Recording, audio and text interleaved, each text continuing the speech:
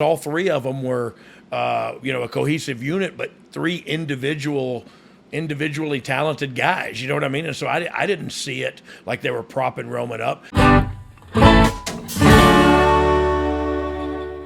Let's go down memory lane. Let's go traveling down memory lane, fellas. So, the Shield versus the New Age Outlaws and Kane, if I'm not mistaken. Corporate Kane. Corporate Kane, yeah, WrestleMania.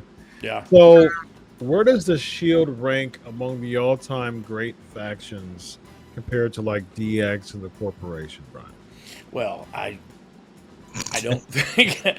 Look, they were great, and there's some great individual stars came out of there. So I would actually argue that individually their legacies outweigh the legacy of the Shield. I do think it was a cool, dominant trio, but I don't see them as this iconic, classic faction like a Wolfpack or NWO or DX. But yeah, I think their singles runs have pushed them further than the Shield ever would. Yeah, Vince. Brian, I mean, Chris, what was their staying power like? Because I just started watching again, just as Rollins nailed, I think it was Reigns with the briefcase, whatever.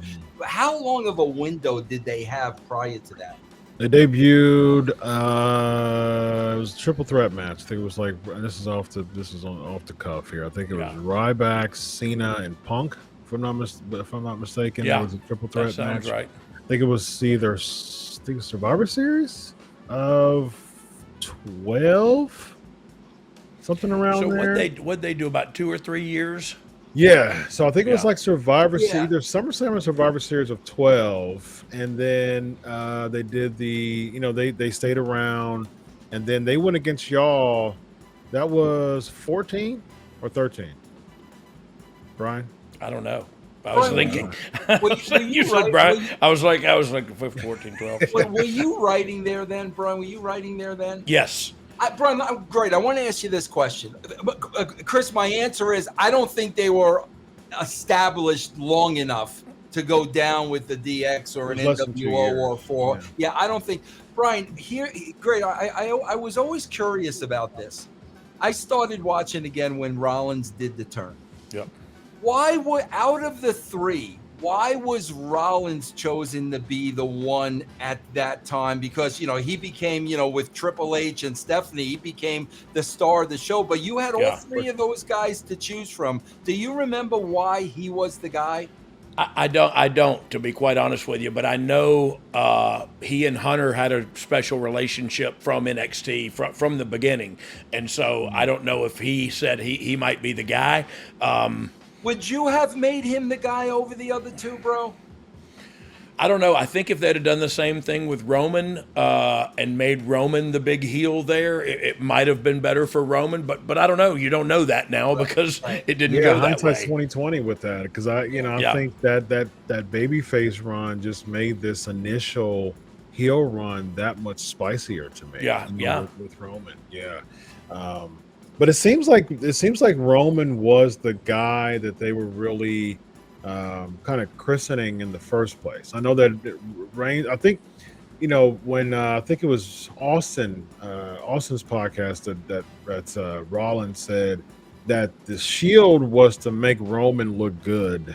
From the beginning. I don't know. I mean, you were there as far as that. Was he true with that as far as like the Shield really being around Roman getting an individual push? I mean, I didn't see it that way, and we never wrote it that way, and we didn't think about it that way. So I don't know if that's Seth just feeling that way, or maybe it was the truth. But I didn't see it that way at all, because all three of them were a cohesive unit, but three individually talented guys. You know what I mean? And so I didn't see it like they were propping Roman up. I felt like they were.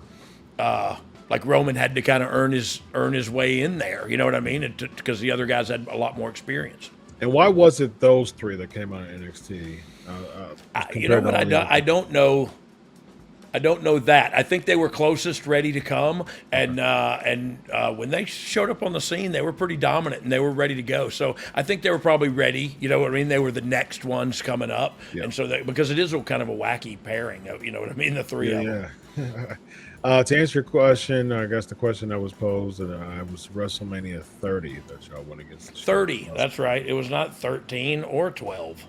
Well, I was thinking 2012 or 2013. Oh, that's what you were saying, yeah. When was that? When was 30? 14. 14. Yeah, it's 14. Operation Kia Sorrento. There you go.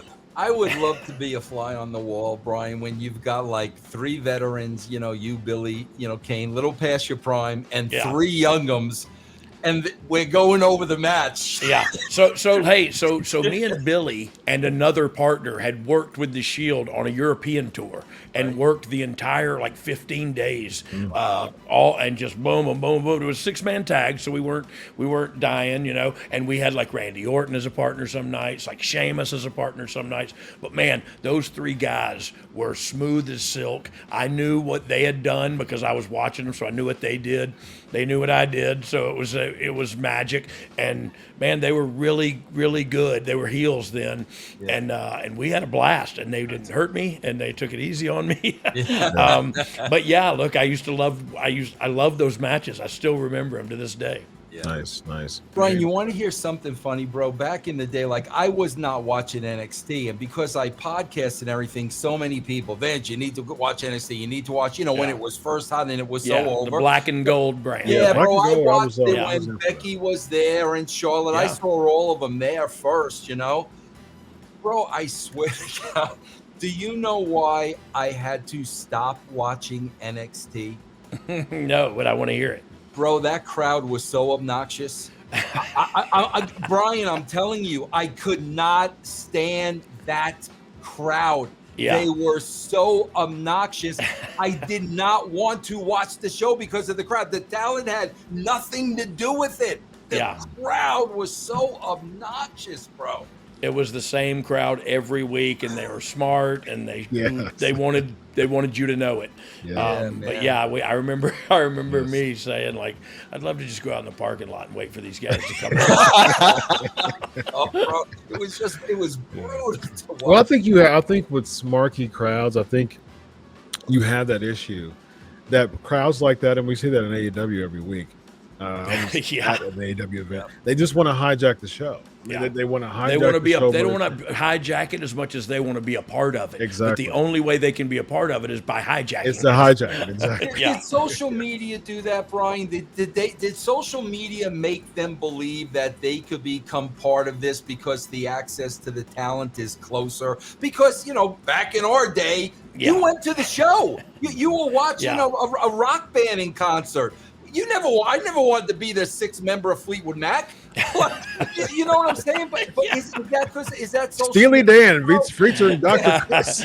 I wanted to be a member of ZZ Top. You would have been awesome. But yeah, look, I think it's that way because of social media, but also that way in society. People right now are so self-absorbed but not self-aware. You know what I mean? It's so it's just I want to do this too. And yeah, social media I imagine has had a hand in that because you have the power, right? I am a king. I am a whatever, and it's okay. It's a deceptive but life happens at the end of this. I'm thinking of it from a psychological standpoint. It's a deceptive form of attachment, right? Say for instance, you are someone follows you on Twitter or you're Facebook friends with 3,000 or 4,000 people, right? Yeah. Say for instance, if someone asks Brian James to be their Facebook friend, if Tommy Williams asks Brian James to be their Facebook friend, and you said accept, to Tommy Williams, Brian James is your legit friend now. You know what I mean? Bro. And it's I have no clue who you are.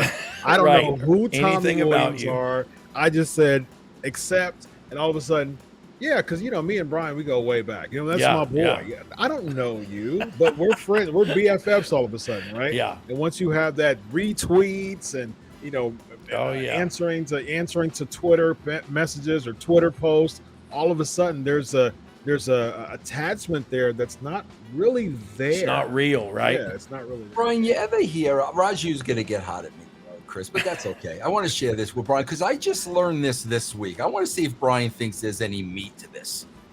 I heard speaking of Fleetwood Mac, I heard an urban legend about Stevie Nicks. Whoa. Now, I want to see if you think there's any credence to this. Okay. Supposedly, back in the day, bro, she was a big coke hound. Yeah. That's where Goldust Woman comes from. She was a big coke hound. Bro, rumor is she ruined her nose sniffing coke. I mean, just burnt it like nothing was left. Oh. Well, the rumor is, Brian, that since she couldn't snort it anymore, she would have people with a straw blow it up her backside because it would give the same. Bro, have you heard anything like this, Brian? Brian, how do you make something like this up, bro? Like, where? There's any credence to this, Brian? Look, I know I've dropped acid in my eyes. I know I've shot up between my toes. Nobody ever blew anything. Nobody ever blew cocaine up my ass. No. Okay, all right. And they're not going to. And I think it's safe to say they're not going to start now. No, they're not. Right. I don't think I can get a volunteer for that one. No.